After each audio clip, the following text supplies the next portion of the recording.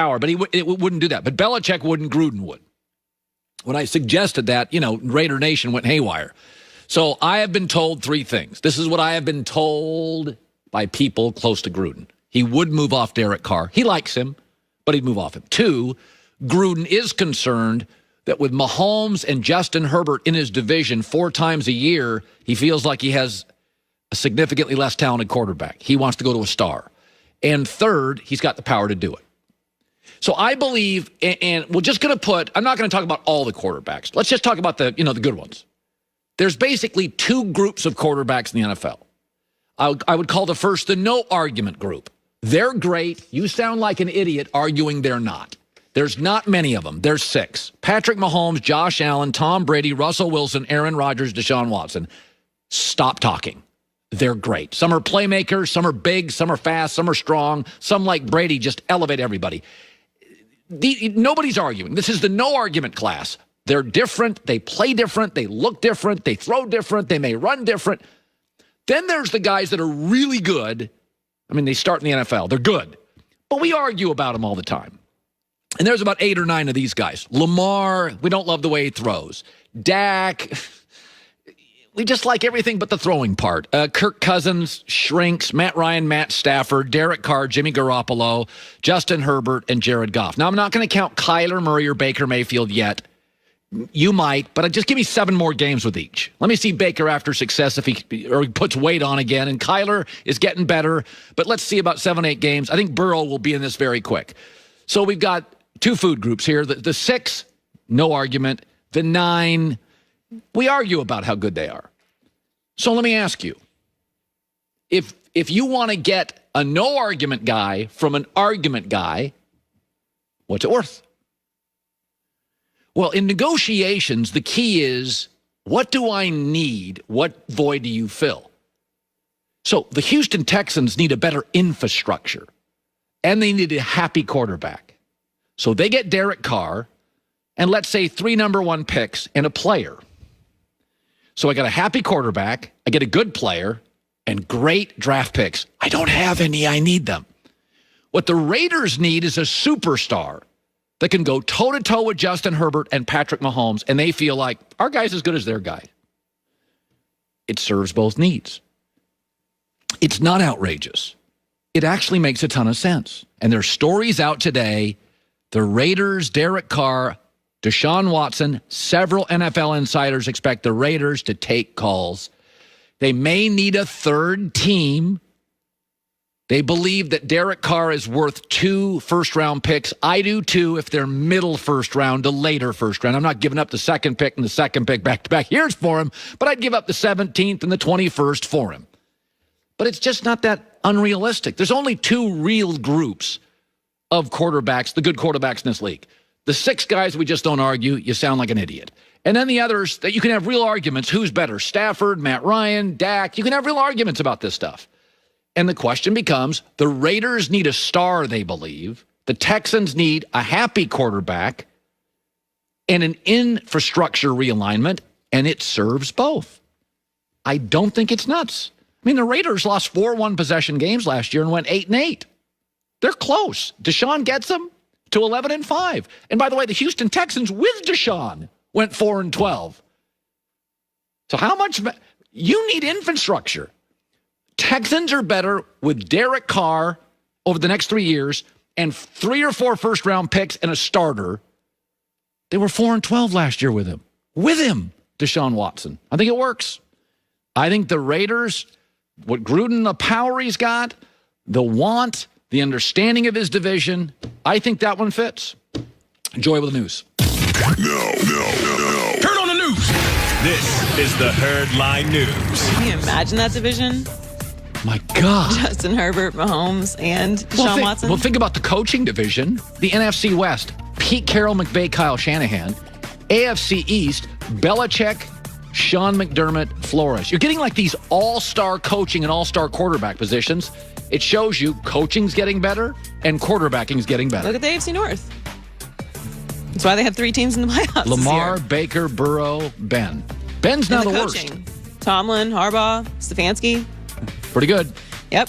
So Chiefs defensive coordinator Steve Spagnuolo has been successful in the Super Bowl against Tom Brady before. He was the DC for the Giants when they beat the undefeated Patriots in the 2007 season. I've never rooted harder for a team that I didn't care about than the Giants. Worst Super Bowls I've ever seen. It was amazing. Brutal. Listen, Colin, it's just 72 seasons all the Dolphins have right now. We're starting to pick up some momentum. Yeah, all Miami has beyond the weather. The Dolphins.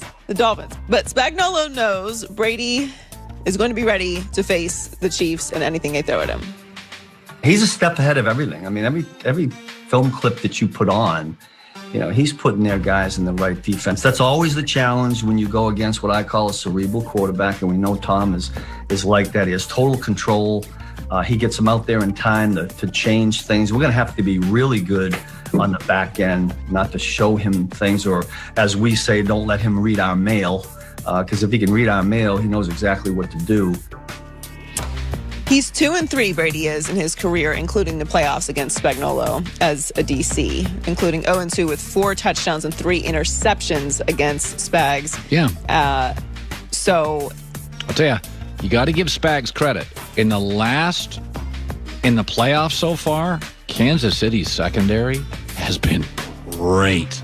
Honey Badger just cinches that all up. They've been really good. The Chiefs' defense this postseason is 4th in points allowed, 5th in yards allowed per game, and they've had 5 sacks and 2 interceptions. Here's what's interesting about this scenario with them. Obviously, Spagnuolo does have a lot of experience against Brady in the postseason, which is important. Now, Pro Football Focus has ranked the Bucs offensive line 5th in 2020. They have a good offensive line.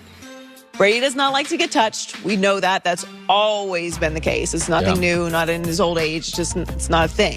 When he's under pressure, including the postseason, 36.9 completion percentage, 5.1 yards per attempt, 2 touchdowns, 4 interceptions, and a 44.6 passer rating. So if they can get some pressure on him, it's going to be a problem. Yeah, Tom was never as good with pressure. Nobody is. But as he's aged and wants to get hit less, I actually think, we said this before the season. Does everybody understand how great of a pick and how great of an acquisition Tristan Wirfs was for the Bucs at right tackle? There was like 5 tackles everybody liked. He was the brute strength tackle, not the most elegant.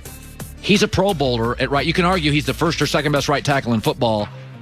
If he doesn't work, they got a tackle issue because they did lose their left tackle for a while. So the reality for him, the interior of the Bucs O-line's been good. They're like ornery, really good. This rookie right tackle he's got a little bit of a wall now. So the good news for Tom is as Wirfs has gotten better over October to November, December, January. So Wirfs now is an elite right tackle. Well, as we know, Tom is doing a lot of film study with his giant empty house. So to Spag's point, he knows where everything's going. So you just have to be better that day. So after 5 seasons with the Rams, Jared Goff is now a member of the Detroit Lions. And while he's disappointed about his time in LA ending, he does think it's a good move for him.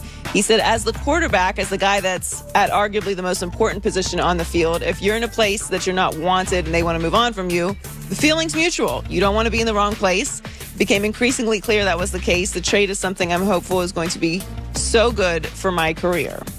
It's always it's bittersweet leaving anywhere for any reason, right? Like endings can be difficult. How you transition from one thing to the next. Different people handle it differently. Like someone like you and I who's moved around a lot, I don't get super attached to like places and things because it's like I'm used to change and I'm comfortable with that. Right. But in trades, sometimes we look at them like, okay, one person's being traded because they're bad or they're not playing well, or and sometimes superstars get traded. So every situation is different. It really feels like the more that we're learning about this situation, and this has been the book on the Rams for a while now because they're very almost Patriot-like, like they're a pizzazz and aggressive and trades and signings and throwing money everywhere, but they don't let stuff get out. Yeah. Like the whole thing with the Todd Gurley situation was very, nobody knew what was going on. Yeah. Is he injured? Is he not injured? What's going on? And similarly with Goff, he was benched, but we thought it was an injury until Wolford got injured, and then we're like, how is Goff available? Why is Wolford out there if Goff is available? I will tell you this. I have been in correspondence with somebody inside the Rams organization. They don't like Goff being beat up.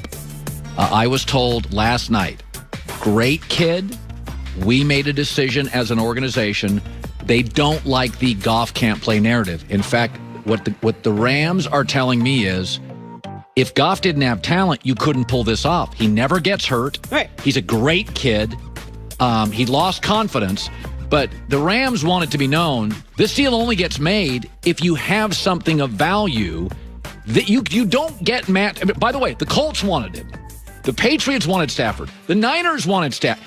Why did the Rams get him? Because Goff is viewed as a former number one, really good judgment, really good kid. He's just in a Super Bowl. Doesn't get hurt outside of his thumb, never gets hurt. So I will say this. The Rams are not comfortable with everybody banging on Goff, although their coach got tired of him.